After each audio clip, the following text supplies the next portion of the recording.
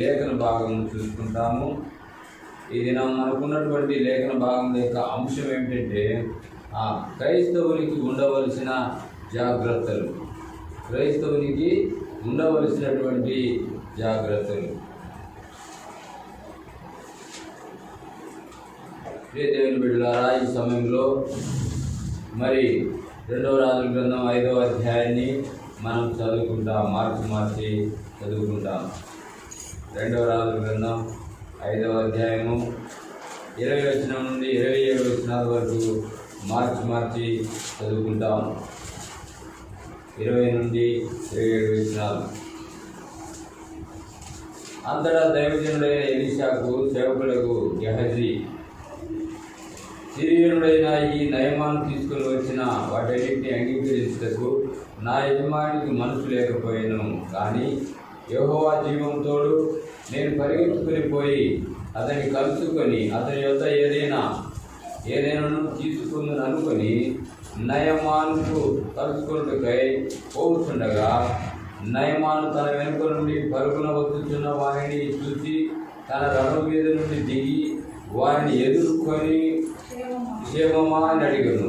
అందుకు క్షేమమే అని చెప్పి నా యజమానుడు నా చేత వర్తమానం పంపి ప్రవక్తల శిష్యులలో 2 యవ్వనులు ఎఫ్రాయిం మన్యం నుండి నా దగ్గరకు ఇప్పుడే వచ్చి కనుక నీవు వారి కొరకు 2 మనుగుల వెండియు 2 దుస్తుల బట్టలను దయచేయమని సెలవిస్తున్నాడనను. అందుకు నయమాను, నీకు అనుకూలమైతే రెట్టింపు వెండి తీసుకోమని బతిమాలి 2 సంచులలో 4 మనుగుల వెండి కట్టి 2 దుస్తులు బట్టలిచ్చి తన పనివాడిలో 2 మీద వాటిని వేయగా వారు గెహజీ ముందర వాటిని మోసుకొని పోయిరి. మెట్ల దగ్గరకు వారు రాగానే వారి యొద్ద నుండి గెహజీ వాటిని తీసుకొని ఇంటిలో దాచి వారికి సెలవీయగా వారు వెళ్ళిపోయిరి. అతడు లోపలికి పోయి తన యజమాని ముందర నిలవగా ఎలీషా వారిని చూసి, గెహజీ నీవెక్కడి నుండి వచ్చినని అడిగినందుకు వాడు, నీ దాసుడైన నేను ఎక్కడికి పోలేదనను. అంతటా ఎలీషా వారితో, ఆ మనుషులు తన రథము దిగి నిన్ను ఎదుర్కొనుటకు తిరిగి వచ్చినప్పుడు నా మనసు నీతో కూడా రాలేదా? ద్రవ్యమును, వస్త్రములను, ఒలివ చెట్ల తోటలను, ద్రాక్ష తోటలను, గొర్రెలను, ఎడ్లను, దాసీలను సంపాదించుకున్నటకు ఇది సమయమా? కాబట్టి నయమానుకు కలిగిన కూర్చు నీకును నీ సంతతికి సర్వకాలం అంటి ఉండుట అని చెప్పగా, వాడు మంచులోనే తెల్లనైన కుష్ఠము కలిగి ఎలీషా ఎదుటి నుండి బయటికి వెళ్ళెను. దేవుని సహాయం కొరకు చిన్న ప్రార్థన చేస్తాం. ప్రేమగల తండ్రి, పరిశుద్ధుడైన దేవ, మహోన్నతుడైన తండ్రి, మహాగరుడైన ప్రభువా, ఈ రాత్రి సమయంలో బైబిల్ స్టడీ సందర్భంగా మీరు ఇచ్చిన లేఖన భాగం బట్టి నీకు వందనాలు చెల్లిస్తున్నాం. తండ్రి, చదివిన లేఖన భాగం నుండి మా కొరకు, మా జీవితాల కొరకు తండ్రి మేము మరి జాగ్రత్త కలిగి జీవించడం కొరకు తండ్రి నీ లేఖనం నుండి మాకు కావలసిన హెచ్చరికలు నీ పరలోకం నుండి నీ మెల్లనైన స్వరాన్ని మాకు వినిపించు ప్రభువా. ఈ సమయంలో తండ్రి వినే చెవి గ్రహించే మనసు మాకు దయచేయండి. ఈ విధంగా తండ్రి నిలబడుతున్న నీ దాసుని మీరు అభిషేకించండి.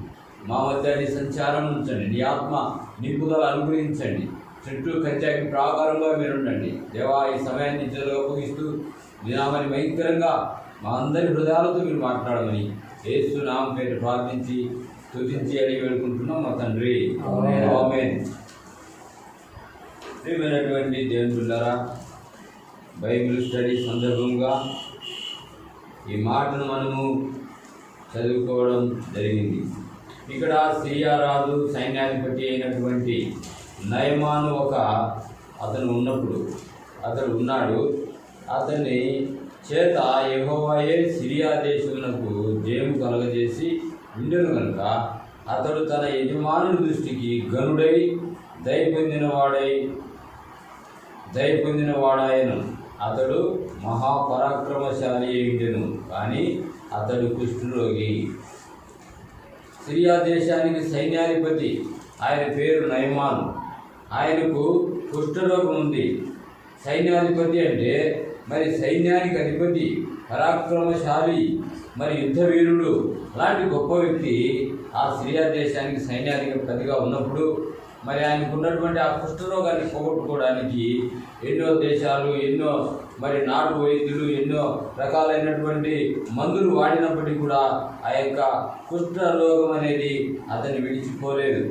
అటువంటి తరుణంలో మరి ఆ ఇంటిలోనే మరి ఒక చిన్నది మరి పనికి వచ్చినటువంటి ఒక చిన్నది ఆ యొక్క ఎలీషా ప్రవక్త గురించి తన యజమానురాలతో చెప్పినప్పుడు ఆ విషయం తెలుసుకున్నటువంటి నయమాను ఆ యొక్క ఎలీషా ఉన్నటువంటి ఆ యొక్క ప్రాంతానికి తన యొక్క రథముల ద్వారా, గుర్రముల ద్వారా మంచి మంచి మరి కానుకలు, ద్రవ్యాలు తీసుకుని వచ్చి ఎలీషా ముందర నిలిచినప్పుడు ఎలీషా గారు చెప్తారు, ఏమని చెప్తారు?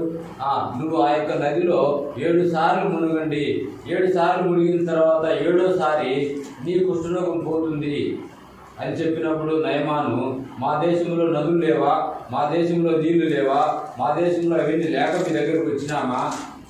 నువ్వు ఒక మాట చెప్పిన వెంటనే అక్కడ మునగమంటున్నావు, ఇది ఎక్కడ మేము నమ్మడానికి సాధ్యమా?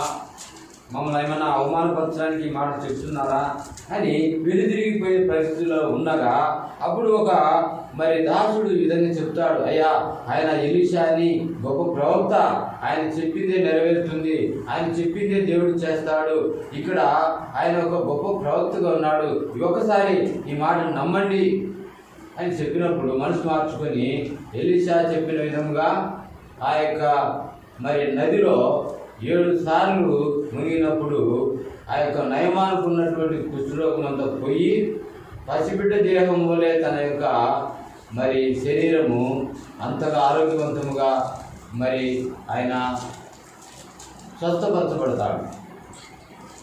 ఆ విధంగా స్వస్థపరచబడినటువంటి ఆ నయమాను దేవుని ప్రవక్త అయినటువంటి ఎలీషాకు కృతజ్ఞత కానుకలుగా ఆయన దగ్గర ఉన్నటువంటి మరి ఎండి బంగారములు అయితేనేమి, కానుకలు అయితేనేమి అవన్నీ తీసుకోమని ఎలీషా దగ్గర పెట్టినప్పుడు అవి మాకొద్దు మీరే తీసుకుని వెళ్ళండి అని చెప్పినప్పుడు వారు ఆ యొక్క కానుకలన్నీ తీసుకొని తన రథం మీద పెట్టుకొని వెళ్ళిపోతూ ఉన్నప్పుడు ఈ యొక్క సమాచారం అంతా కూడా గెహజీ గమనిస్తూ ఉన్నాడు. ఎవరి గెహజీ అనగా ఎలీషా శిష్యరికం పొందినవాడు. ఎలీషా తర్వాత శిష్యత్వము మరి 200 ఆత్మ 400 ఆత్మ పొందవలసినటువంటి వ్యక్తి. ఏలియా శిష్యుడిగా ఎలీషా మరి పెరిగినప్పుడు 200 ఆత్మను పొందుకుంటాడు ఏలియా తర్వాత. మరి ఈ గెహజీకి ఉన్నటువంటి ఉన్నతమైనటువంటి పదవి ఏమిటి? ఎలీషా తర్వాత గొప్ప ఆత్మ కలిగి గొప్ప సేవ చేయాల్సినటువంటి వ్యక్తి గెహజీ. ఇలాంటి వ్యక్తి ఆ యొక్క నయమాన్ని తీసుకుని వెళ్తున్నటువంటి ఆ కానుకలను తీసుకోవాలని మనసులో ధనాపేక్ష అనేటువంటి ఆశను కలిగి అతడు ఏం చేసినాడంటే ఆయన వెళ్తుండగా ఆయన రథం వెనక పరుగున వెళ్తూ ఉన్నాడు. ఎందుకు వెళ్తున్నాడు?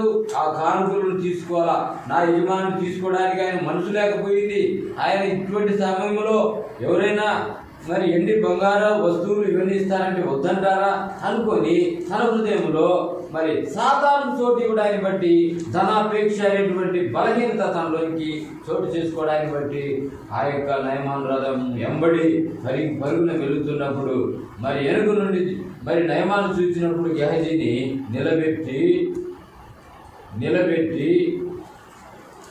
గెహజీని అడుగుతున్నప్పుడు గెహజీ చెప్తున్నాడు. ఏమని చెప్తున్నాడు? ఎందుకు వస్తున్నావు, ఏమిటి సమాచారం అని అడిగినప్పుడు ఇక్కడ చెప్తున్నాడు చూడండి, 21వ వచనం. నయమాను కలుసుకుందుకై పోతుండగా నయమాను తన వెనుక నుండి పరుగున వస్తున్న వారిని చూసి తన రథము మీద నుండి దిగి వారిని ఎదుర్కొని క్షేమమా అని అడిగాడు. క్షేమమే అని చెప్పి నా యజమానుడు నా చేత వర్తమానం పంపి. చూసినారా, ఇది చూడు ఎంత అబద్ధం ఇది. ఎలీషా చెప్పినట్టుగా నయమానుకు గెహజీ చెప్తున్నాడు, నా యజమానుడు నా చేత వర్తమానం పంపినాడు. ఏమని పంపినాడు వర్తమానం? ఇప్పుడే ఆ యొక్క మన్యం నుండి మరి జనులు వచ్చినారు, వారికి కావాల్సినటువంటి వస్తువులు ఇవ్వడానికి, వారికి కావాల్సినటువంటి సమృద్ధిని పంచిపెట్టడానికి. మా యజమానుడి దగ్గర ఏమి లేదు, మీరు తీసుకుని వెళ్తున్న కానుకలు మాకు ఇవ్వండి అని తన యజమానుని మీద అబద్ధం ఆడుతూ ఉన్నాడు. తర్వాత 24 వచ్చిన మెట్ల దగ్గరకు వారు రాగానే వారి ఎదురుని గేహజీ వాటిని తీసుకుని ఇంటిలో దాచి వారికి సెలవుగా వారు వెళ్ళిపోయి, అతడు లోపలికి పోయి తన యజమాని ముందర నిలువగా ఎలీషా వారిని చూచి, గెహజీ నీవెచ్చడు నుండి వచ్చితివి అడిగినందుకు వాడు, నీ దాసుడైన నేను ఎచ్చటికి పోలేదు. ఇది రెండవ పదం. కానుకలు తెచ్చుకున్నాడు, నయమాను దగ్గర అబద్ధం చెప్పినాడు, నా వెండి బంగారు వస్తువులన్నీ కూడా తెచ్చుకొని ఇంట్లో దాచిపెట్టుకున్నాడు. ఏమి ఎరగనట్టు తన యొక్క యజమానుడు, తన యొక్క గురువు అయినటువంటి ఆ ప్రవక్త అయినటువంటి ఎలీషా దగ్గర శిష్యుడు నిలబడి ఏ విధంగా దీనత్వం కలిగి నిలబడి ఉన్నాడో అదంతా గమనిస్తున్నాడు ఎలీషా. గమనించినప్పుడు ఎచ్చటికి పోయినారు మీరు అని అడిగినప్పుడు నేను ఎచ్చటికి పోలేదు. ఇది రెండవ పదం. కాబట్టి ప్రియమైన దేవుని బిడ్డలారా, ఒక సంఘంలో పెరుగుతున్నప్పటికీ, ఒక సేవకుల మధ్య పెరుగుతున్నప్పటికీ, ఒక సంఘంలో దేవుని కొరకు నువ్వు ఎలా జీవిస్తున్నావో దేవుడు చూడలేదని మనం అనేక రీతులుగా రకరకాలైనటువంటి అబద్ధాలలో మునిగి, రకరకాలైనటువంటి లోకాశలకు లొంగి, రకరకాలైన ధనాపేక్షకు లోనై దేవుని యొక్క సన్నిధిని దూరం చేసుకుంటూ, దేవుని యొక్క సన్నిధిలో మరి పొందవలసినటువంటి ఆత్మకు సంబంధించిన ఆహారాన్ని నువ్వు తినకుండా ఎన్ని రోజులు నువ్వు లేట్ చేసినప్పటికీ కూడా నీ జీవితంలో ఆత్మ సల్లారిపోతుంది. ఆత్మ సల్లారిపోవడాన్ని బట్టి నీ జీవితాన్ని, నీ హృదయాన్ని ఆక్రమించుకునే రెండవ శత్రువు ఎవరు అని అంటే అది సైతాన్ అన్న సంగతి గుర్తుపెట్టుకోండి. ఇక్కడ 2 రకాలుగా అబద్ధాలు ఆడినాడు. తన యజమాని ముందర నిలబడ్డాడు. ఎచ్చడికి పోతున్నావని చెప్పినప్పుడు నేను ఎచ్చడికి పోలేదు అని అంటున్నాడు. అప్పుడు ఎలీషా చెప్తున్నాడు ఏమని? అంతటా ఎలీషా వానితో, ఆ మనిషి తన రథము దిగి నిన్ను ఎదుర్కొనుటకు తిరిగి వచ్చినప్పుడు నా మనసు నీతో కూడా రాలేదా? ద్రవ్యమును, వస్త్రమును, ఒలివ చెట్ల తోటలను, ద్రాక్ష తోటలను, గొర్రెలను, ఎడ్లను, దాసదాసీలను సంపాదించుకున్నట్టు ఇది సమయమా? అప్పుడైనా తన మనసు మార్చుకొని, అయ్యా ఎలీషా గారు, ప్రవక్త గారు, నన్ను క్షమించు, నేను ఈ విధంగా పాపం చేసినాను, నీకు ద్రోహం చేసినాను, ఆ నయమాను యొక్క వస్తువులు దాచి నీ దగ్గరకు వచ్చి అబద్ధాలు ఆడినాను అని చెప్పి క్షమాపణ అడిగేటువంటి స్థితిలో లేడు. ఎందుకు? సాతాను అతన్ని బంధించేసింది. ధనాపేక్ష అనేటువంటి వ్యామోహంలో తనను బంధించేసింది. ఆ ధనాన్ని తీసుకొని, ఆ వెండిని తీసుకొని, ఆ వస్తువులు తీసుకొని సుఖపడొచ్చులే అనుకున్నాడు. ఎలీషా గారు ఒక మరి దేవుని యొక్క ప్రవక్త, దేవుని యొక్క రాయబారి అయిన సంగతి, దేవుని తర్వాత శిష్యుడు కావాల్సినటువంటి వాడు, దేవుని తర్వాత ఎలీషా తర్వాత దేవుని పరిచర్య చేయాల్సినటువంటి ఆ గొప్ప పరిచర్య మరి పోగొట్టుకున్నాడు. ఆ యొక్క ధనాన్ని ఆశపడి, ఆ ధనం కోసం. ప్రియమైన దేవుని బిడ్డలారా, ఎలీషా చెప్తున్నాడు, ఆయన నిన్ను ఎదుర్కొనుటకు వచ్చినప్పుడు, తిరిగి వచ్చినప్పుడు నా మనసు నీతో కూడా.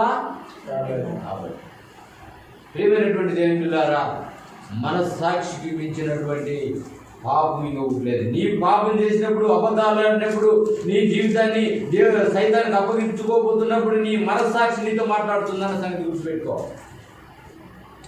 నా మనసు నీతో కూడా రాలేదా గెహజీ? నేను ఎవరనుకుంటున్నావు? నా యొక్క స్థితిగతులు ఏంటి? దేవుడి యొక్క ప్రధాన రాయబారి అన్న సంగతి నీకు తెలీదా? నువ్వు వెళ్తున్నావు, నిన్ను ఎదుర్కొంటూ అక్కడ వస్తున్నాడన్న సంగతి నాకు తెలియదు అనుకుంటున్నావా? దైవ సేవకులకు ఆ మనస్సు, ఆ గ్రహింపు ఉండదనుకుంటున్నావా? ఏమి ఎరగనట్టు పాపం చేసి నా దగ్గరికి వచ్చి అబద్ధాలు ఆడుతున్నావు. ఇందును బట్టి చూడండి 27వ వచనం. 27వ వచనంలో, కాబట్టి నయమానుకు కలిగిన కుష్టు నీకును నీ సంతతికి సర్వకాలం అంటి ఉండును అని చెప్పగా వాడు మంచు వలె తెల్లనైన కుష్ఠము కలిగి ఎలీషా ఎదుట నుండి బయటికి వెళ్ళెను. చూసినారా? ఎలీషా ఎదుట నుండి బయటికి వెళ్ళెను. ఏమని చెప్తున్నాడు ఎలీషా ఇక్కడ? నీకును నీ సంతతికి సర్వకాలము అంటియుండును. ఏమని అంటియుండును? నయమార్పు కలిగిన కుష్టు నీకును నీ సంతతికి సర్వకాలము అంటియుండును అని చెప్పగా వాడు మంచు వలె తెల్లనైన కుష్ఠము కలిగి ఎలీషా ఎదుటి నుండి బయటికి వెళ్ళిపోయాడు. దేవుని సేవకులు, దేవుని ప్రతినిధులు, దేవుని యొక్క ప్రవక్తులు చెప్పినటువంటి మాటను ధిక్కరించి వారు చూడలేదని నువ్వు పాపం చేస్తూ ఉన్నట్లయితే నీ జీవితంలో దేవుని సేవకులు ఏది శాపం పెట్టినా కూడా వెంటనే వానికి సంభవిస్తుంది. ఎలీషా ఒక్కటే మాట అన్నాడు. ఏమని? నయమానుకు కుష్ఠుడు కలిగిన కుష్ఠు నీకును నీ సంతతికి సర్వకాలము. నీ సంతతికి 1 సంవత్సరం ఉండును కాకనిలే, 1 నెల ఉండును కాకని చెప్పలే, 1 రోజు ఉండును కాకని చెప్పలే. నీకును నీ సంతతికి సర్వకాలం ఉండును. ఈనాటికి మన సంతతి భూమి మీద ఉంటే అదే కుష్ఠరోగంతో మన సంతతి అనుభవిస్తున్నారన్న సంగతి గుర్తుపెట్టుకోండి. వాక్యానుసారంగా దైవ సేవకులకు విరోధంగా పాపం చేసినప్పుడు, దైవ సేవకులకు విరోధంగా అబద్ధాలు ఆడినప్పుడు, దైవ సేవకులకు విరోధంగా మోసం చేసినప్పుడు ఆ యొక్క స్థితిగతులు సేవకుడికి తెలియదు, ప్రవక్తకు తెలియదు అనుకొని శిష్యరికం చేస్తున్నప్పటికీ కూడా మరి దేవుడు చూడలేదు లేని మనం ఏ పాపం చేసినా ధనాపేక్ష అనే పాపంలో ఇద్దరు పట్టబడి దేవుడికి విరోధంగా ధనాపేక్ష తర్వాత సైతాన్ అబద్ధాలు ఆడించి తనకు కావలసినంత శిక్షను కొని తెచ్చుకున్నాడు. తనకు తానుగా శిక్షను కొని తెచ్చుకున్నాడు. ప్రియ సోదరి సోదరుడా, దేవుని బిడ్డలారా గమనించండి సత్యాన్ని. వాని సంతానాన్ని సర్వకాలం అంటే వాని సంతానం భూమి మీద ఉంటే ఈ రోజు కూడా వాని సంతానం ఉండి ఉండొచ్చు ఆ దేశంలో. ఇలాంటి గొప్ప భయంకరమైనటువంటి కుష్ఠరోగాన్ని వాడు కలిగి జీవిస్తూ ఉంటే సమాజము ద్వేషిస్తుంది, సమాజం వెలివేస్తుంది. వాని మనస్సాక్షి నా బ్రతుకు ఇంతే, నా జీవితం ఇంతే, నా రోగం ఇంతే, ఈ దేవుడు పెట్టే శాపము అని దినము వాడు మనస్సాక్షితో కింగిపోతూ ఉంటాడు. ఒక చిన్న పాపం, ఒక ధనాపేక్షని ఆశ, అబద్ధాలనేటువంటి పాపం నిన్ను వెంటాడి చివరికి నీ జీవితాన్ని, నీ కుటుంబాన్ని పతనాలకు తీసుకుని సంగతి. కాబట్టి ప్రియమైన దేవుడు సర్వకాలం దేవుని శాపం మనకొద్దు. సర్వకాలం దేవునిలో నిలిచి ఉండకపోతే ఆ పరలోక రాజ్యానికి మనం వెళ్ళలేము. క్రైస్తవుడుగా దేవుడు మనకిచ్చినటువంటి ఈ గొప్ప భాగ్యాన్ని, ఈ యొక్క సాతాను యొక్క తంత్రములను ఎరగకుండా అమాయకంగా వారిని వదిలిపెట్టి వారి క్రియలు మనం అనుసరిస్తూ ఉన్నట్లయితే మనకు కూడా ఇదే గతి పడుతుందన్న సంగతి మర్చిపో. లోకంలో తిరుగుతున్నంత కాలం ఎక్కడ ఏ సమయంలో నిన్ను పట్టుకుంటుందో, ఎక్కడ ఏ సమయంలో నిన్ను బంధిస్తుందో, ఎక్కడ ఏ సమయంలో నీ చేత అబద్ధాలు ఆడిస్తుందో, ఎక్కడ ఏ సమయంలో నీకు లోకాన్ని సృష్టిస్తుందో, ఎక్కడ ఏ సమయంలో నీకు జీవపు డంబాన్ని కలిగిస్తుందో ఆ యొక్క గ్రహింపులోకి నువ్వు రావాలంటే దేవుని వాక్యం నీ హృదయంలో నిత్యము ఎరుగుతూ ఉంటే తప్ప, లేకపోతే వాడొచ్చి కూర్చుంటాడు. వాడొచ్చి కూర్చున్న తర్వాత దేవుని శాపాన్ని నువ్వు అనుభవించక తప్పదు. విధంగా ప్రియమైనటువంటి దేవునిలారా, క్రైస్తవునికి ఉండవలసినటువంటి జాగ్రత్తలు, ఇలాంటి జాగ్రత్తలు మనం కలిగి ఉండాలి. క్రైస్తవుడు ఉండవలసినటువంటి జాగ్రత్తలు ఉండకపోతే, మోసపోతే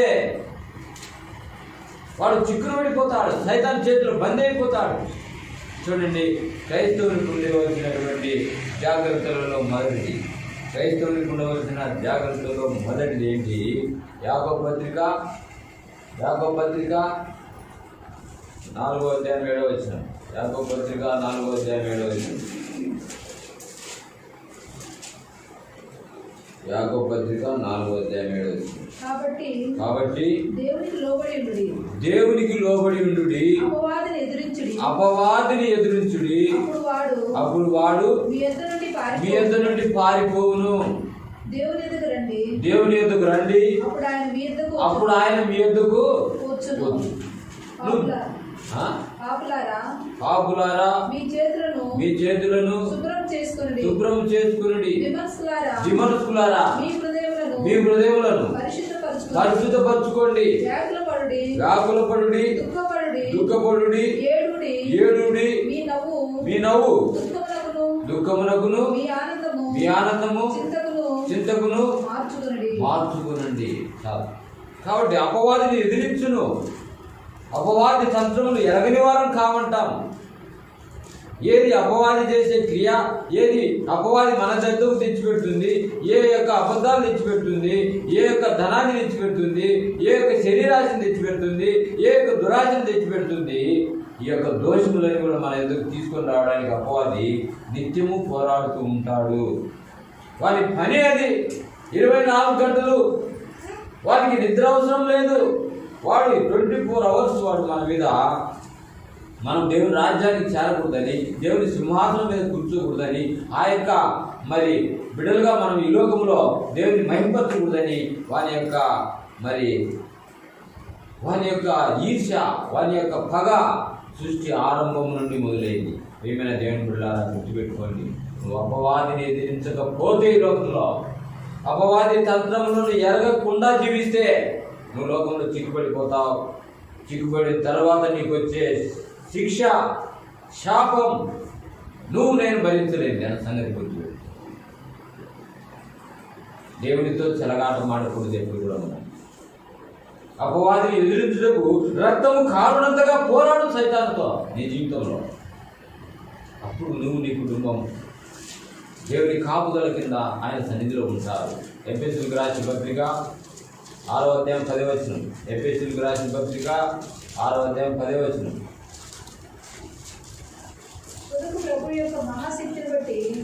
తుదకు ప్రభు యొక్క మహాశక్తిని బట్టి ఆయన యందు బలవంతులైయుండుడి. 16 వరకు చదవండి. మీరు అపవాది తంత్రములను ఎదిరించుటకు శక్తివంతులగునట్లు దేవుడిచ్చు సర్వాంగ కవచములను ధరించుకోండి. ఏలైనగా మనం పోరాడున్నది శరీరులతో కాదు, గాని ప్రధానులతోనూ అధికారులతోనూ ప్రస్తుత అంధకార సంబంధమైన లోకనాథులతోనూ ఆకాశ మండలమందున్న దురాత్మల సమూహముతోనూ పోరాడుచున్నాం. అందుచేతను మీరును ఆపద్దినమందు వారిని ఎదిరించుటకు సమస్తమును నెరవేర్చిన వారై నిలవబడుటకును శక్తివంతులగునట్లు దేవుడిచ్చు సర్వాంగ కవచములను ధరించుకోండి. చాలు. కాబట్టి సైతాను తంత్రములను ఎరగని వారము కాము మనం. దేవుని నమ్మిన నాటి నుండి, దేవుని నమ్మిన సంవత్సరం నుండి, దేవుని నమ్మిన నాటి నెల రోజు నుంచి సైతాను తంత్రములను ఎరగని వారము కాము. ఎరిగినప్పటికీ కూడా సైతాను తంత్రాలు నీ శరీరంలోనికి, నీ యొక్క హృదయంలోనికి నువ్వు ఆహ్వానించినట్లయితే వాడు నిన్ను నరకానికి తీర్చుకొని పోయేంత వరకు వదిలిపెట్టవలసిన. కాబట్టి వాడిని ఎదిరించు. ఏ విధంగా ఎదిరించాలా, ఎవడు వాడు ఏ స్థితిలో ఉంటాడు అని మనము లేఖనములో పరిశీలించినట్లయితే వాడు ఏ విధంగా ఉంటాడంటే, మనము పోరాడున్నది శరీరులతో కాదు కానీ ప్రధానులతోనూ అధికారులతోనూ ప్రస్తుత అంధకార సంబంధులకు లోకనాథులతోనూ ఆకాశ మండలమందున్న దురాత్మల సమూహముతోనూ పోరాడుతున్నాము. వీడు నీకు కంటికి కనబడడు. వీడు అంధకార సంబంధమైన దురాత్మ, లోకనాథుడు. నీ కనిపించే వ్యక్తి కాదు, నీ ఎదుటనే ఉంటాడు. నీ తలంపుల్లో ఏ తలంపు వారికి ఇష్టమైన తలంపు వస్తుందో ఎరిగినవాడు. ఏ విధంగా నిన్ను సోమరినిగా చేయాలనుకుంటాడు, ఏ విధంగా నిన్ను వాక్యం వినీయకుండా చేస్తాడు, ఏ విధంగా నిన్ను మందిరానికి సరైన సమయానికి రానియకుండా చేస్తాడు. ఇవన్నీ కూడా శాపాలకు కారణమైన సంగతి గుర్తుపెట్టుకోవాలి.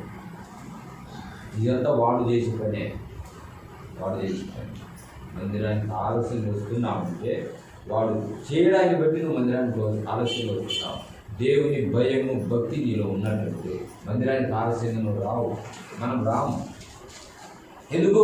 దేవుడు అంటే భయం లేదు, దేవుని పరిచయం అంటే భయం లేదు, దేవుని యొక్క పాటలంటే భయం లేదు, ఆయన మనం చూడలేదు, మనకు కనపడలేదు, ఆయన అదృశ్య దేవుని మహాశక్తి మన మధ్య అనుకున్న వెంటనే పిలిస్తే పలికేటువంటి దేవుడే నేను నమ్మడం లేదు ఈనాటికి కూడా. గడగడ వణుకుతూ ఆయన ఆవరణంలోకి ప్రవేశించిన నాడే నిజమైనటువంటి దేవుని శక్తి నువ్వు కలిగి ఉంటావు, దేవుని వాక్యాన్ని నువ్వు కలిగి ఉంటావు, పరిచయం నువ్వు కలిగి ఉంటావు, ఆనందముతో దేవుని సన్నిధిలో ఆనందిస్తుంటావు, నువ్వు దేవుని కొరకు కష్టపడతావు. ఈ విధంగా మన పితరులను ఎంతో మందిని కూడా సృష్టి ఆరంభం నుండి అవాదమును సైతం మోసపుచ్చింది, పాపంలో పడవేసింది. తర్వాత కయ్యను మోసపుచ్చింది, తన తమ్ముడైనటువంటి హాబెలును చంపే విధంగా మార్చింది. తర్వాత లోతును భ్రష్టుడిగా చేసేసింది లాస్ట్కి. తర్వాత నోవహును కూడా చివరికి మత్తుని చేసి దేవునికి విరోధంగా పాపం చేయించింది. దావీదు బెత్షెబా విషయంలో పాపం చేస్తూ వచ్చినాయి. మన యొక్క గ్రంథంలో మనం పరిశీలించినట్లయితే మన పితరులు ఎంతోమందిని కూడా అది పడదోయబడినట్టుగా మనం చూస్తున్నాం. అలాంటి భయంకరమైనటువంటి అంధకార సంబంధమైన దురాత్మల సమూహము ఈ లోకంలో ఉన్నారు. వారు సమూహాలుగా పోరాడుతున్నారు. ఎవరి కొరకు? ఎవరితో? దేవుని నమ్మిన వారితోనే. లోకస్తుల దగ్గరికి పోదు, లోకస్తుల దగ్గరికి పోదు. ఎందుకు? వాడు మనోడే. నేను చెప్పిన విధంగా విచారం చేస్తున్నాడు, నేను చెప్పిన విధంగా జాగ్రత్తం చేస్తున్నాడు, నేను చెప్పిన విధంగా అబద్ధాలు ఆడుతున్నాడు, నేను చెప్పిన విధంగా ఏరే వాళ్ళని మోసం చేస్తున్నాడు, నేను చెప్పిన విధంగా తాగు బానిస అయిపోయినాడు, నేను చెప్పిన విధంగా ఇంట్లో భయంకరమైన గొడవలు సమాధానం లేకుండా నేను చెప్పినట్టే నడుచుకుంటున్నాడు, వాళ్ళతో నాకు సంబంధం లేదు. ఎవడయ్యా? కాదు, ఆ మందిరానికి బెరయా సంఘానికి పోతున్నారు. అక్కడ దేవుని వాక్యం ప్రకటిస్తే వాడు మళ్ళా నా చేతిలో నుండి విడిపోతాడు, తప్పిపోతాడు, దేవుని రాజ్యానికి వెళ్తాడు ఆ వాక్యం వింటే. కాబట్టి వాటిని నేను ఏ విధంగా అయినా సరే మందిరానికి పోనీయకుండా, వాక్యం వినియకుండా, ఒకవేళ మందిరంలో కూర్చున్నా వాక్యం వినియకుండా వారి మనసు మార్చేసి ఆ ఇంటి మీదనో వ్యాపారం మీదనో వ్యాపకాల మీదనో పెట్టి వారి వాక్యం వినియకుండా ఆ వాక్యం నిలబడియకుండా చేస్తాను.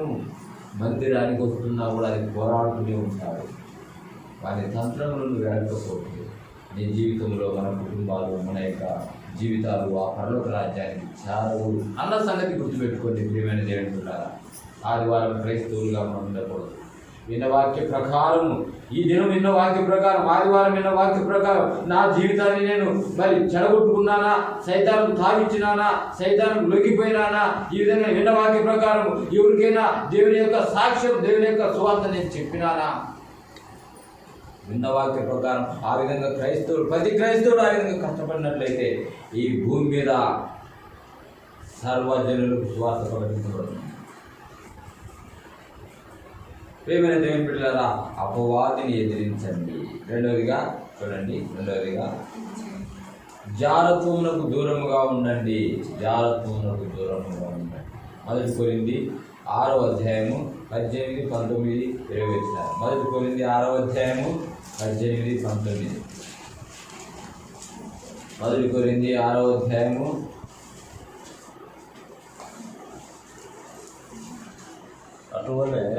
అటువలే ప్రభుతో నడుచుకుని వారు ఆయనతో ఏకాత్మై ఉన్నారు. జారత్వమునకు దూరముగా పారిపోవుడి. మనుషుడు చేయబడి పాపమును దేహమునకు ఎలుకల ఉన్నది కానీ జారత్వం చేయవాడు తన సొంత శరీరమునకు హానికరముగా పాపము చేస్తున్నాడు. కాబట్టి మీ దేహము దేవుని వలన మీకు అనుగ్రహింపబడి మీలో ఉన్న పరిశుద్ధాత్మకు ఆలయమైనదని మీరు ఎరుగరా? మీరు మీ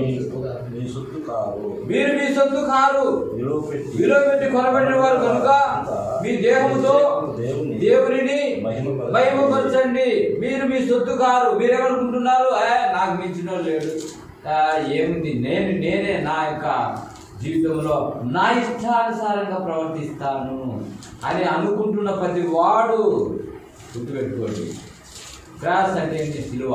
సిలువ అంటే ఆ యొక్క సిలువ, క్రాస్ అనేది అడ్డగీతను తీసేస్తే ఐ అవుతుంది. మన జీవితంలో ఐ అంటే నేను అని నీ జీవితంలో ఎప్పుడైతే గర్వపడతావో, ప్రతి విషయంలో నేను అని నీ జీవితంలో గర్వపడుతూ ఉంటావో, నీ జీవితంలో దేవుని సొత్తు కాదు అన్న సంగతి గుర్తుపెట్టు. మీరు విలువ పెట్టి కొనబడిన వారు. ఎలాంటి విలువ పెట్టి కొనబడ్డారు?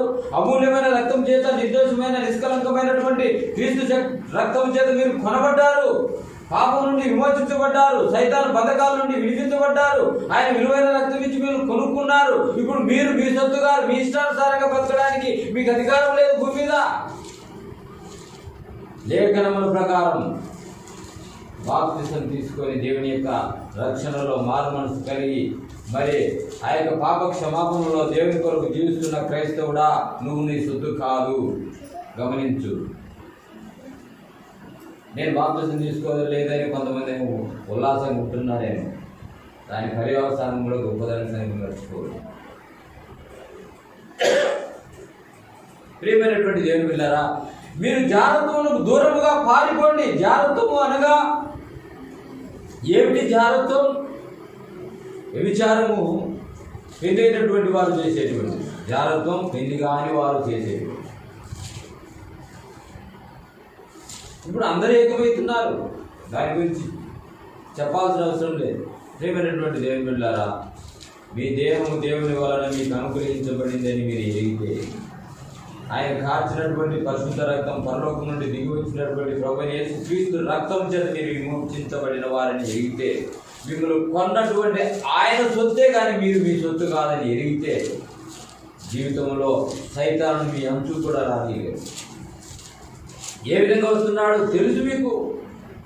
ఏ విధంగా మోసం చేస్తున్నాడు తెలుసు మనకు.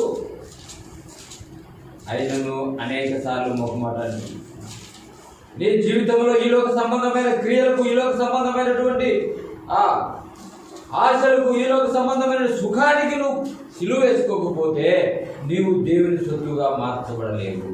దేవుని సొత్తుగా నువ్వు చేయబడలేవు. మరి నేను అనే అహం నీలో చంపుకోకపోతే, దేవుని అధికారమే నాలో జరగాలని నువ్వు తీర్మానించుకోకపోతే ఈ లోకంలో నువ్వు సుఖంగా బ్రతకలేవు. కాబట్టి జాగ్రత్తలకు దూరంగా ఉండండి. మీ దేహం దేవుని వలన మీకు అనుగ్రహించబడి ఉన్నది. మీరు మీ సొత్తు కారు, విలువ పెట్టి కొనబడిన వారు కనుక మీ దేహముతో దేవుని మహిమపరచండి. మీ దేహముతో దేవుని మహిమపరచండి. మీ దేహం మీది కాదు, దేవుని అధికారం కిందికి వచ్చినారు.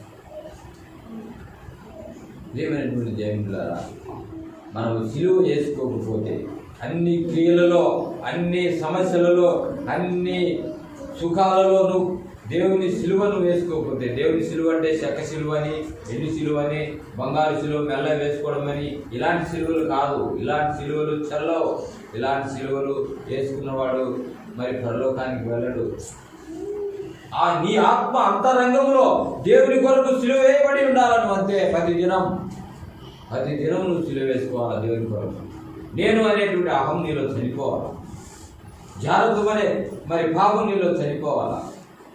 అపవాదికి లోబడే తత్వం నీలో చనిపోవాలా. అపవాది నిన్ను ఆకర్షించే విధంగా నీ జీవితం ఉండకూడదు, నీ హృదయం ఉండకూడదు. నీ హృదయం అపవాది చూసినప్పుడు అయ్యో దాంట్లోకి నేను ప్రవేశించడానికి నాకు స్థలం లేదు, దేవుడు ఉన్నాడు అనే స్థాయి అపవాది ఎరిగి ఉండాలి. అప్పుడు పాపం నిన్ను ఆకర్షించాలి. క్రైస్తవులకు ఉండవలసినటువంటి జాగ్రత్తలో రెండవది జాగ్రత్తలకు దూరముగా ఉండాలి. మూడవది చూస్తాం విగ్రహారాధన ఉండకూడదు. 1 కొరింథీ 10వ అధ్యాయము 7-8 వచనాలు. 1 కొరింథీ 10వ అధ్యాయము 7-8 వచనాలు. 1 కొరింథీ 10వ అధ్యాయము 7-8 వచనాలు. జనులు 10:7-8 జనులు తినుటకును తాగుటకును కూర్చుండి ఆడుటకును లేచిరి అని రాయబడి ఉన్నట్టు వారిలో కొందరు వలె మీరు విగ్రహారాధికులై ఉండకూడదు. మరియు వారి వలె మనం వ్యభిచరించకుందుము. వారిలో కొందరు వ్యభిచరించినందున ఒక్క దినముననే 23,000 మంది కూలిరి. చూసారా, విగ్రహారాధన ఎంత ఘోరమైనటువంటిది గుర్తుపెట్టుకోండి. ఆనాడు ఇజ్రాయేల్ ప్రజలు విగ్రహాన్ని తయారు చేసుకున్నారు. బంగారంతా పోగు చేసుకున్నారు. మెడలలో ఉండేది, చెవుల్లో ఉండేది, మెడలో ఉండేది, కాళ్ళలో ఉండేది, అంత బంగారంతా సమకూర్చి దేవుని కొరకు ఒక గొప్ప విగ్రహాన్ని తయారు చేసుకున్నారు. మోసే పదాజ్ఞలు తీసుకొని రావడానికి ఆలస్యం కావడాన్ని బట్టి ప్రజలు ఇసుగు చెంది వేసారి ఈయన మాకు వస్తానని చెప్పినాడు, రాలేదు, మాకు ఒక దేవుడు కావాలా అని అహరోను మరి హింసగా ఆయన మాట్లాడినప్పుడు దానికి తట్టుకోలేక అందరి యొక్క బంగారు యొక్క వస్తువులన్నింటినీ తెప్పించి ఒక బంగారు దూడను తయారు చేసి ఆ బంగారు దూడకు బలర్పించాలని ఒక దూడను విగ్రహాన్ని తయారు చేస్తున్నారు. విగ్రహాన్ని తయారు చేసుకొని ఓ ఇజ్రాయేలు మీ దేవుడైన యెహోవా ఇదే చెప్తూ పండగ చేసుకున్నారు. ఆ రోజు ఆ భయంకరమైన శిక్ష ఆ దినం దేవుని ఉగ్రత వారి మీద వచ్చింది. కాబట్టి ఏ విగ్రహాన్ని నువ్వు చేసుకోకూడదు, ఏ విగ్రహానికి పూజ చేయకూడదు. దేవుని కంటే ఎక్కువగా దేని ప్రేమించినా అది విగ్రహమైన సంగతి గుర్తుపెట్టుకో. నీ జీవితంలో నీ కుటుంబాన్ని ప్రేమిస్తున్నావా, నీ పిల్లలను ప్రేమిస్తున్నావా, నీ ఆస్తిని ప్రేమిస్తున్నావా, నీకున్నటువంటి ఐశ్వర్యాన్ని ప్రేమిస్తున్నావా, అదంతా చూసుకొని దేవుని మందిరానికి పోవడానికి, దేవునికి పోవడానికి, దేవుని వాక్యం వినడానికి నిర్లక్ష్యం చేస్తున్నావా, అది నీ జీవితంలో విగ్రహమైన సంగతి గుర్తుపెట్టుకో. ఆ విగ్రహ కార్యము నీ జీవితంలో పాపంగా మారుతుందన్న సంగతి గుర్తుపెట్టుకో. దేవుని మందిరానికి ఆ విధంగా నిర్లక్ష్యం మనం చూపినట్లయితే దేవుని శాపాన్ని మనం తప్పించుకోలేము. నిర్గమకాండం 20:1-2. నిర్గమకాండం 20:1-2.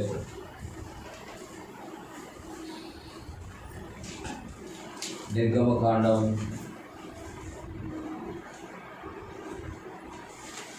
20:1-2.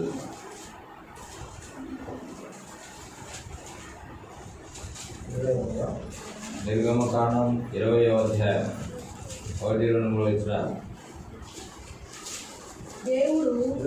దేవుడు ఈ ఆజ్ఞలన్నీ వివరించి చెప్పాను. నీ దేవుడైనా యెహోవాను నేనే దాసుల గృహమైన ఐగుప్తు దేశంలో నుండి నిన్ను వెలుపలికి రప్పించి తిని నేను తప్ప వేరొక దేవుడు నీకుండకూడదు. పైన ఆకాశం మందే గాని, కింద భూమి అందే గాని, భూమి కింద నీళ్ళ అందే గాని, దేని రూపమునైనను విగ్రహమునైనను నువ్వు చేసుకోనడు. వాటికి సాగిలపడి వాటిని పూజింపకూడదు. చాలు. చదువు 5. ఏలైనగా నీ దేవుడైనా యెహోవా నేను దోషము గల దేవుడు. నన్ను ద్వేషించు వారి విషయంలో 3-4 తరముల వరకు తండ్రుల దోషము కుమారుల మీదకి రప్పించు. నన్ను ప్రేమించి నాకు నేను గైకొన్న వారిని 1000 తరముల వరకు కరుణించువాడనై ఉన్నాను. చూసినారా, దేవుని కంటే ఎక్కువగా దేని ప్రేమించినది నీ జీవితంలో విగ్రహమే. దేవుని ఇంటికి నిర్లక్ష్యంగా వచ్చినది విగ్రహమే. దేవుని యొక్క మరి ఇంటిలో కానీ నీ బయట కానీ ఎక్కడైనా సరే విగ్రహాల పూజ. దేవుని కంటే ఎక్కువగా దేని ప్రేమించినా అది విగ్రహమే. సిలువ కానీ, చెక్క సిలువ కానీ, వెండి సిలువ కానీ, బంగారు సిలువలు కానీ ఏది కూడా మనం వాటిని పూజించకూడదని దేవుని వాక్యం కలుగుతుంది. నీ దేవుడైన యెహోవాకు నేను రోషము గల దేవుడను. నన్ను ప్రేమించు వారి విషయంలో నేను 1000 తరముల వరకు కరుణించువాడనై ఉన్నాను.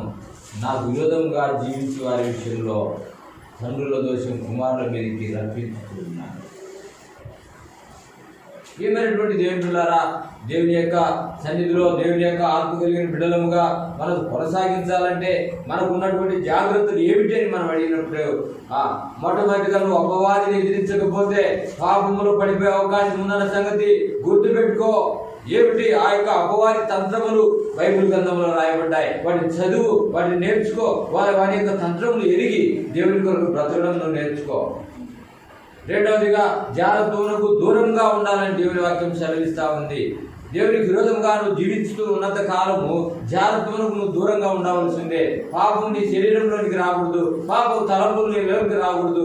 దేవుని యొక్క బిడ్డగా పరిశుద్ధిగా నువ్వు దేవునికి సమర్పించుకోవడం ద్వారా సైతాన్ శక్తులను నువ్వు జయించగలుగుతావు. శరీర సంబంధమైన కార్యాలు నిన్ను ఆకర్షించవు.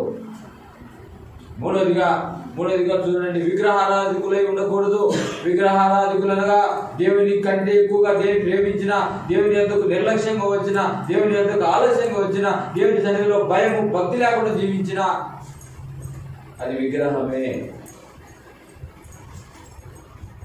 దేవుని వాక్యం స్పష్టంగా చెప్తాను. ఇక్కడ భూమి మీద కానీ భూమి కింద నీళ్ళైందే కానీ నువ్వు దేని రూపమునైనను విగ్రహమునైనను నువ్వు చేసుకోకూడదు. వాటిని పూజించకూడదు, వాటిని సాగిల పడకూడదు అంటే మొక్కడం, మోకరించడం.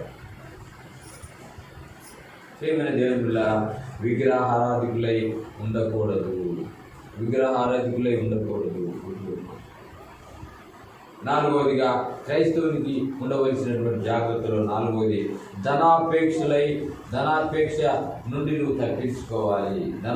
నుండి నువ్వు తప్పించుకోవాలి. చూడండి, 1 తిమోతి 6:10. 1 తిమోతి 6:10. 1 తిమోతి రాసిన పత్రిక 6వ అధ్యాయం 10వ వచనం.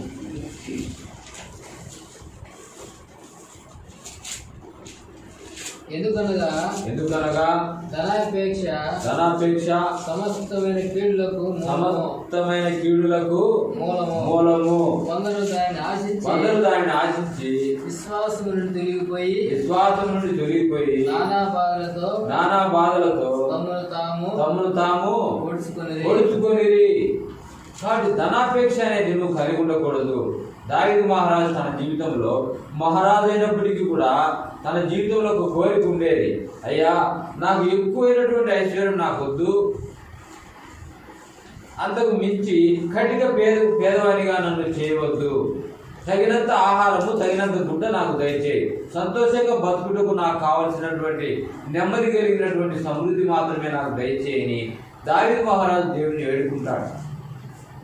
ఎక్కువైన ఎడలా నిన్ను ద్వేషిస్తానేమో, ఎక్కువైన ఎడలా నీ మందిరానికి రాలేనేమో, ఎక్కువైన ఎడలా నీ సన్నిధిలో ప్రార్థించలేనేమో, ఎక్కువైన ఎడలా నిన్ను ఆరాధించలేనేమో, ఆ విధంగా నేను భ్రష్టుడైపోయేదానికంటే ఎక్కువ ఐశ్వర్యం నాకు దయచేయకు, తగినంత ఆహారం తగినంత గుడ్డ, నాకు నెమ్మది కలిగిన జీవితం నాకు దయచేయి, కడిగి పేదకునిగా నన్ను చేయదు, అట్లా చేసిన వల్ల నేను దూషిస్తానేమో అని దావీదు మహారాజు తన యొక్క హృదయ స్పందన దేవుడికి తెలియజేస్తూ వచ్చాడు. ధనాపేక్ష సమస్త కీడులకు మూలమైన సంగతి గుర్తుపెట్టుకో. ఒక వైద్యుడు అడవిలోకి వెళ్ళిపోయినాడు. అడవిలోకి వెళ్ళి అనేక రకాలైనటువంటి మొక్కలను వైద్యం చేయడం కొరకై, నాటు వైద్యం చేయడం కొరకై అనేక రకాలైన మొక్కలను చూసి తనకు సంబంధించిన వైద్యానికి కావాల్సినటువంటి మొక్క దొరుకుతుందేమని ఎత్తులాడుకుంటూ ఆ అడవిలో సంచారం చేస్తూ ఒక చెట్టు కింద ఒక మొక్క కనపడిందంట. ఆ మొక్కల ద్వారా ఏం చేస్తాం మనము? ఔషధాలు తయారు చేస్తారు, మందులు తయారు చేస్తారు, మనకు కావాల్సినటువంటి మందులు తయారు చేస్తారు. అందుకొరకు ఈ వైద్యులు అడవికి అప్పుడప్పుడు వెళ్తూ ఉంటారు. వెళ్ళినప్పుడు ఒక చెట్టు కింద ఒక మొక్క కనపడింటే ఆ మొక్కను త్రవ్వి తీసుకునేటువంటి సమయంలో ఒక బంగారు కుండ బయటపడిందంట. అతడు దేవుని యందు భయభక్తులు కలిగిన వ్యక్తి అని మనకు తెలియజేస్తారు. కుండ బయటపడినట్టు ఆ బంగారు కుండను చూసి భయపడి ఆ అడవిలో నుంచి పరిగెత్తుకుంటా కేకలు వేసుకుంటూ వస్తానంట. ఆ కుండను తీసుకోలే, పరిగెత్తుకుంటూ వస్తున్నానంట. ఎందుకు? అయ్యో ప్రమాదం వచ్చింది, ప్రమాదం నన్ను సంభవిస్తుంది, నన్ను వెంటాడుతా ఉంది అని కేకలు వేసుకుంటూ వస్తున్నాడంట. ప్రమాదం నన్ను వెంటాడుతుంది. కీడు నన్ను వెంటాడుతుందని పరిగెత్తుకుంటూ వస్తానంట. దారిలో ఇద్దరు ఫ్రెండ్స్ నడుచుకుంటూ వాకింగ్ చేసుకుంటూ వస్తానారంట. ఏమయ్యా అట్లా వస్తాడావు, ఏమి నేను పట్టుకునేది, ఏం కీడు నేను జరుగుతుంది, ఎందుకు ఆ విధంగా అరుస్తున్నావంటే, అయ్యా అక్కడ ఆ చెట్టు కింద మరి ఈ విధంగా నాకు ఒక పెద్ద కుండలేసింది, దాన్ని నేను ఆశించినట్లయితే నా కుటుంబాన్ని నన్ను నాశనం చేస్తుంది.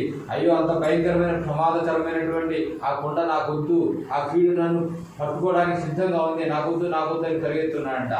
మరి ఇదేదో ఎరివాడు ఉన్నట్టున్నాడే, ఇదేదో పిచ్చోడు ఉన్నాడని చెప్పేసి వాడిని ఊర్లోకి వెళ్ళిపోయిన తర్వాత వీళ్ళిద్దరు మాట్లాడుకున్నాయంట. వాడేదో ఆ చెట్టు కింద ఏదో కుండలేసిందన్నాడు, ధనం ఉందంట, మనం వెళ్ళి ఆ చెట్టుని ఎదిగి చూద్దాం పాండి అని చెప్పి ఇద్దరు మాట్లాడుకొని వెళ్ళిపోయినారంట. ఇద్దరు మాట్లాడుకొని వెళ్ళి ఆ చెట్టు దగ్గర పోయి ఆ యొక్క కుండను తవ్వుతూ ఉన్నారంట. లేవడానికి తవ్వుతూ ఉంటే మధ్యాహ్నం అయిందంట. మధ్యాహ్నం అవుతుంటే ఆ ఇద్దరు మాట్లాడుకున్నారంట, నువ్వు ఇంటికి పోయి మధ్యాహ్నానికి అంతైనా అన్నం కావాలి కదా, అన్నం తీసుకొని రా, అంతలేక నేను పూర్తిగా తవ్వి నేను బయట పెట్టి ఆ ఇద్దరు కూర్చొని అన్నం తిని మళ్ళీ క్షేమంగా తీసుకొని పోదాం అని ఇద్దరు మాట్లాడుకున్నారంట. మొదటి వాడు అన్నం తీసుకొని రావడానికి వెళ్ళాడు, గ్రామానికి వెళ్ళాడు, అన్నం తీసుకొని రావడానికి వెళ్ళాడు. ఈవిడ బాగా తవ్వుతూనే ఉన్నాడు, దాన్ని ఆ యొక్క అన్నం లేపడానికి తవ్వుతూనే ఉన్నాడు. అయితే వాడు అన్నం తీసుకుని వస్తూ దారిలో అనుకున్నాడంట. ఏమనుకున్నాడు, అరే నా బిడ్డకు పెళ్లి చేసుకోవాలా, నా ఇంట్లో ఫలాని నేను ఇల్లు కట్టించుకోవాలా, మరి ఈ ఇద్దరం పంచుకుంటే సరిపోదే, మరి ఎట్లా అని అనుకొని వాడు ప్లాన్ చేసుకొని అన్నం తీసుకొని వచ్చేటప్పుడు ఆలోచించుకుంటూ వస్తున్నాడంట. వీడు తవ్వుతా ఏమని ఆలోచిస్తున్నాడు, వాడిని అన్నం తీసుకొని రమ్మని చెప్పినాను కదా, ఈ యొక్క కుండలో ఉండేది వానికి కూడా భాగం ఇస్తే నాకు సరిపోదు కదా, ఎలా దీన్ని ఎలా పంచుకోవాలా, ఏ విధంగా ఇది నాకు సరిపోదు కదా, మరి నేనేదో చేసినట్లయితే ఇదంతా కూడా నేనే తీసుకోవచ్చు కదా అనుకొని వాడేం చేసినాడంటే వాడు ఒక తలంపు తలించినాడు, వీడు ఒక తలంపు తలించినాడు. ఏమని తలించినాడు, ఈ అన్నంలో విషం కలుపుకొని తీసుకొని పోతే ఆ అన్నం తినే వెంటనే వాడు చచ్చిపోతాడు, ఆ కుండ మొత్తం నేను తీసుకొని రావచ్చు అనుకొని ప్లాన్ చేసుకొని వీడు అన్నం తీసుకొని వచ్చినాడు. వాడు తవ్వుకుంటూ ఉన్న వ్యక్తి వాడేమనుకున్నాడు, వీడు వచ్చిన రావడంలోనే వీడు ఏం చేయాలి, నేను వచ్చిన రావడంలోనే వాడు ఏం చేయాలా, యామారిచ్చి తల మీద మంచి గడ్డతో కొడితే వాడు ఏడు తెచ్చిపోతాడు, అప్పుడు ఈ కుండ నేను తీసుకొని రావాలి ప్లాన్ చేసి. ఈ విధంగా ఎప్పుడైతే ఇద్దరు కలుసుకున్నారు, చెట్టు కిందికి వచ్చినారు, కలుసుకున్నారు, ఇద్దరు అనుకుంటా బాగుంది అనుకుంటూ చేసుకుంటా ఈ తొగిన వాడు కట్టె తీసుకొని భయంకరమైన ఏటు అది తల మీద వేసి, ఎట్లయినా వీడు చనిపోతే ఈ కుండ నాకు దొరుకుతుంది, ధనం నాకు దొరుకుతుంది, ఆ దెబ్బతో చనిపోయాడు. అమ్మాయ అంత బాగుంది అనుకొని వాడేం చేసినాడు, ఇంకా బాగా కడుపున్నది నేను కూడా ఇంటికి పోవాల్సిన తీసుకున్నాడు. వాడు వచ్చ దారిలో ఏం చేసినాడు, ఇసుక కలుపుకొని వచ్చినాడు సంగతి అనేది. కడుపు నిండా ఆహారం తిన్నాడు, ఆ విషయమంతా ఒలిపెక్కింది, విషయంతో వాడు. ఇప్పుడు ధనం ఏ రూపకంగా వారికి ఉపయోగపడేది జ్ఞాపం చేసుకో, ఏ విధంగా మోసం చేస్తుందో జ్ఞాపం చేసుకో, ఏ విధంగా నిన్ను చంపుతుందో జ్ఞాపం చేసుకో. ధనాపేక్ష సమస్త కీడులకు మూలం. దేవుని బిడ్డారా, క్రైస్తవుడు ధనాన్ని ఆశించే బుద్ధి ఆలోచన ఉండకూడదు. దేవుడే నీ ఐశ్వర్యం అయితే, దేవుడు నీకు ఎంత అవసరమో అంత దేవుడు నీకు సమృద్ధిగా ఇవ్వడానికి సిద్ధంగా ఉన్నాడు. దేవుడే సకల ఐశ్వర్యములకు అధికారం కలిగిన దేవుడు. భూమిలో ఉన్న వజ్ర వైడూర్యాలు సమస్త బంగారానికి ఆయన సృష్టి. అది నువ్వే దేవుని బిడ్డవైతే ఈ సృష్టిలో ఉన్న బంగారు వజ్ర వైడూర్యాలు నీకెందుకు ఇవ్వడు? ఈ విధంగా ధనాపేక్షను ఆశించినట్లయితే నీ జీవితాన్ని నాశనం చేసుకోవడానికి సిద్ధంగా ఉన్నానన్న సంగతి గుర్తుపెట్టుకో. క్రైస్తవులకు ఉండవలసిన జాగ్రత్తలలో 4వదిగా ధనాపేక్షలై ఉండకూడదు. ధనాపేక్షను ఆశించినట్లయితే నిన్ను పొడుచుకుని చనిపోతావు. నరకం నీ కొరకు కాచుకుని ఉంది, యుగమును కాలి అగ్నిగుండంలో నువ్వు పడబోతున్నావు. అలాంటి జీవితం నీకు వద్దు. సోదరుడా, దేవుని బిడ్డ, ఈ రాజ్యంలో గమనించు. క్రైస్తవులకు ఉండవలసిన జాగ్రత్తలో చూడండి, 5వది చూస్తాం. 5వది 2 పేతురు పత్రిక 3:12. క్రైస్తవునికి ఉండవలసిన జాగ్రత్తల్లో 5వ జాగ్రత్త ఏంటి? 2వ పేతురు పత్రిక 3:12. భక్తి ప్రవర్తన విషయమై మనం జాగ్రత్తగా ఉండాలి. 5వ జాగ్రత్త ఏమిటి? 5వ జాగ్రత్త అంటే భక్తి ప్రవర్తన విషయమై జాగ్రత్తగా ఉండాలి.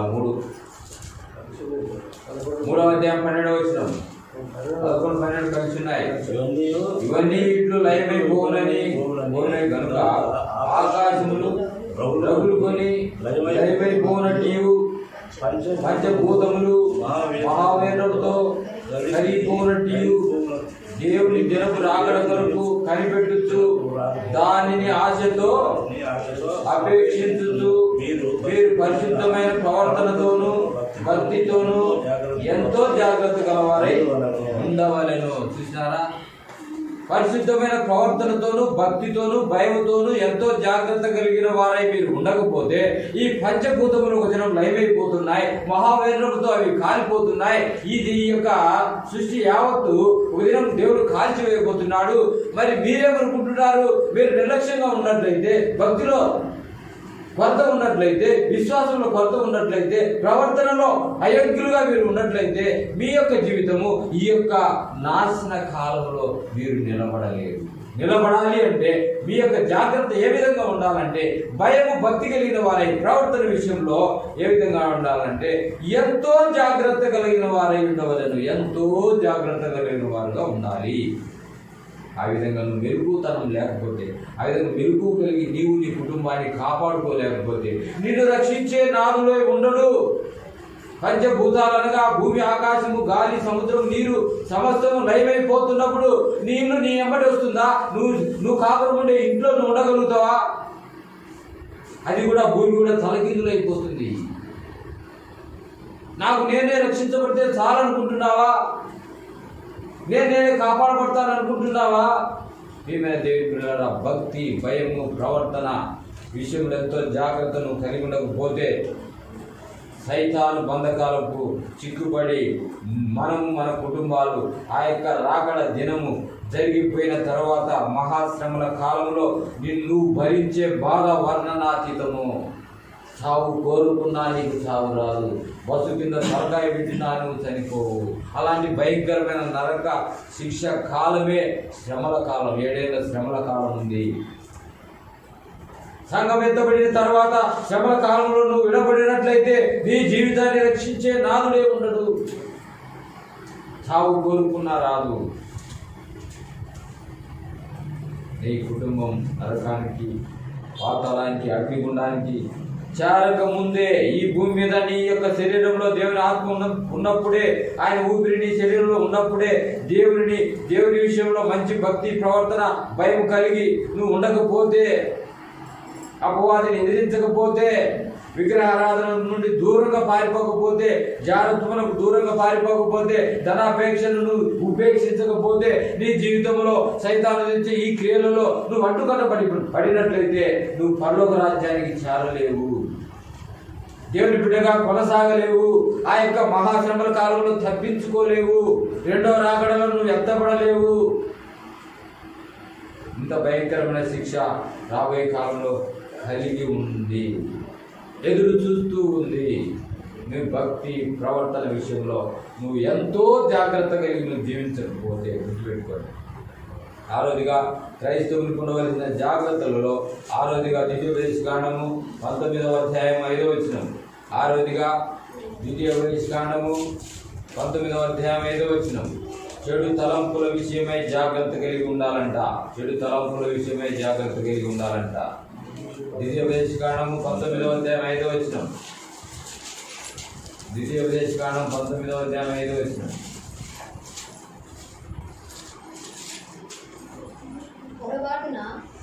పొరపాటున వానిని చంపిన ఎడల అనగా ఒకడు చెట్టు నరుకుటకు తన పొరుగు వానితో కూడా అడవికి పోయి చెట్టు నరుకుటకు తన చేతితో గొడ్డలి దెబ్బ వేసినప్పుడు గొడ్డలి పిడి ఊడి వాని పొరుగు వానికి తగిలి వాడు చనిపోయిన ఎడల వాడు అంతకు ముందు తన పొరుగువాని యందు పగబట్టలేదు కనుక వానికి మరణదండన విధి లేదు.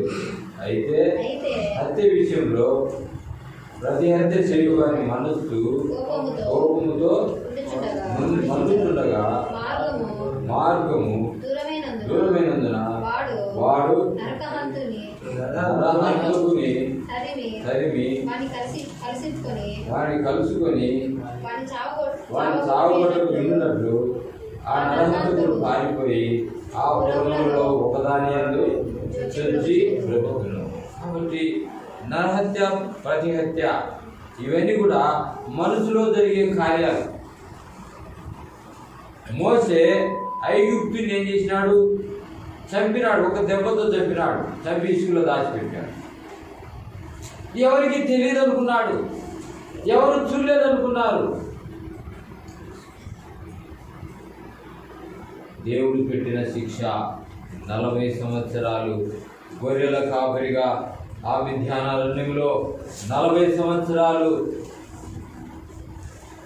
ఆ యొక్క ఐగుప్తు ప్రాంతం నుండి పారిపోయి గొర్రెల కాపరిగా 40 సంవత్సరాలు గొర్రెలు కాసుకుంటూ వచ్చినాడు. ప్రియమైన దేవుని బిడ్డలారా, నీ యొక్క జీవితంలో చెడు తలంపుల విషయమై నువ్వు జాగ్రత్తగా ఉండకపోతే, చెడు క్రియల విషయమై జాగ్రత్తగా ఉండకపోతే, మరి దేవుని దృష్టిలో నీ తలంపులు దేవునికి విరోధంగా ఏ విధంగా నీ మీద ప్రభుత్వం చేస్తున్నాయో, పోరాడుతున్నాయో నువ్వు ఎరగకపోతే, దేవుని యందు నెమ్మది కలిగి, మనసు కలిగి, మరి సంతోషంతో ఎల్లప్పుడూ దేవుని యందు సంతోషించకుండా నీ జీవితం అనేక తలంపుల ద్వారా, అనేక తలంపులతో దేవునికి విరోధమైనటువంటి తలంపుల ద్వారా నువ్వు జీవిస్తూ ఉన్నట్లయితే నీ జీవితానికి, నీ తలంపులకు రావాల్సిన శిక్ష నువ్వు అనుభవించక తప్పదు. కాబట్టి క్రైస్తవుడు ఉండవలసినటువంటి జాగ్రత్తల్లో 6వ జాగ్రత్త చెడు తలంపుల విషయమై నువ్వు జాగ్రత్తగా ఉండమని దేవుని వాక్యము సెలవిస్తూ ఉంది. తర్వాత మరి 7వది క్రైస్తవులకు ఉండవలసినటువంటి జాగ్రత్తలో 7వది మీ విషయమై మీరు జాగ్రత్తగా ఉండండి. ఇర్మియా గ్రంథము 17వ అధ్యాయము 17వ అధ్యాయం 27వ వచనం, మీ విషయమై మీరు జాగ్రత్తగా ఉండండి అని దేవుని యొక్క వాక్యం హెచ్చరిస్తూ ఉంది. ఇర్మియా 17వ అధ్యాయము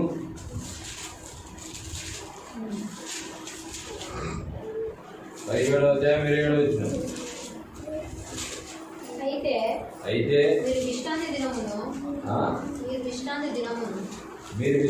దినమును ప్రతిష్ఠ దినముగా ఎంచి ఆ దినమున బరువులు మోసుకొనుచు యెరూషలేము గుమ్మములలో ప్రవేశింపకూడదని నేను చెప్పిన మాట వినిన ఎడల నేను దాని గుమ్మములలో అగ్ని రగుల పెట్టెదను. అది యెరూషలేము నగరులను కాల్చివేయును. దాని ఆర్పులకు ఎవరికి సాధ్యము కాకపోవును. కాబట్టి మీ విషయమై మీరు జాగ్రత్తగా ఉండండి. ఏ విధంగా మనం జాగ్రత్తగా ఉండాలా? విశ్రాంతి దినమును ప్రతిష్ఠిత దినముగా ఎంచి ఆ దినమున మీరు చేయవలసినటువంటి పనులు, ఆ దినమున మీ వ్యాపారం చేయకూడదు, ఆ దినమున మీ బరువులు మోయకూడదు, ఆ దినమున మీ సొంత వ్యాపారం కొరకు మీరు మరి దేవునికి విరోధంగా బతకకూడదు, దేవుని యొక్క మందిరానికి ఆలస్యంగా రాకూడదు, దేవుని మందిరంలో ఇష్టానుసారంగా ప్రవర్తించకూడదు, దేవుని మందిరంలో భక్తి భయం లేకుండా ప్రవర్తించకూడదు. ఆ విధంగా మీరు చేయడం ద్వారా మీ విషయమై మీరు జాగ్రత్తగా ఆలోచించుకోకపోవడం ద్వారా అప్పుడు దేవుడు చెప్తున్నటువంటి మాట చూడండి,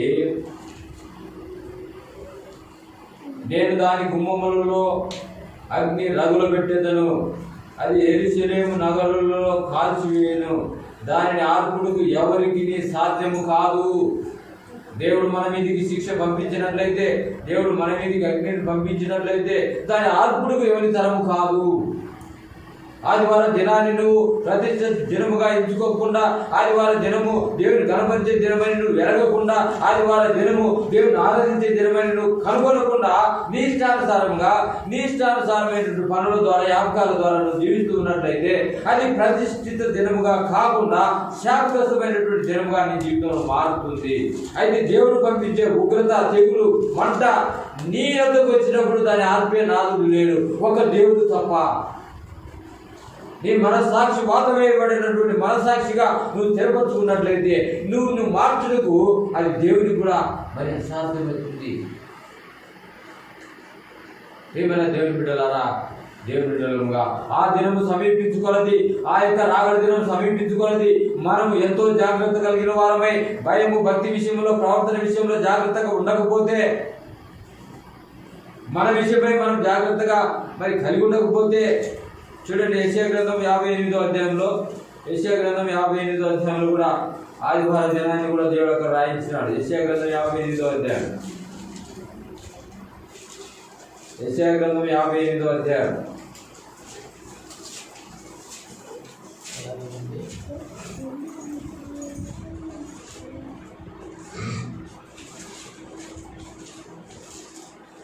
యెషయా గ్రంథము 13వ వచనం. యెషయా గ్రంథం 58వ అధ్యాయం 13వ వచనం. నా విశ్రాంతి దినమున వ్యాపారం చేయకుండా నాకు ప్రతిష్ఠితమైన దినమని నీవు ఊరుకునే ఎడల విశ్రాంతి దినం మనోహరమైనదనియు యెహోవాకు ప్రతిష్ఠిత దినమనియు ఘనమైనదనియు అనుకుని దానిని ఘనముగా ఆచరించిన ఎడల నీకు ఇష్టమైన పనులు చేయకయు, వ్యాపారం చేయకయు, లోక వార్తలు చెప్పుకొనకయు ఉండిన ఎడల నీవు యెహోవా యందు ఆనందించెదవు. దేశం యొక్క ఉన్నత స్థలముల మీద నేను నిన్ను ఎక్కించెదను. నీ తండ్రి అయిన యాకోబు స్వాస్థ్యమును నీకు నీ అనుభవంలో ఉంచెదను. యెహోవా సెలవిచ్చిన వాక్కు.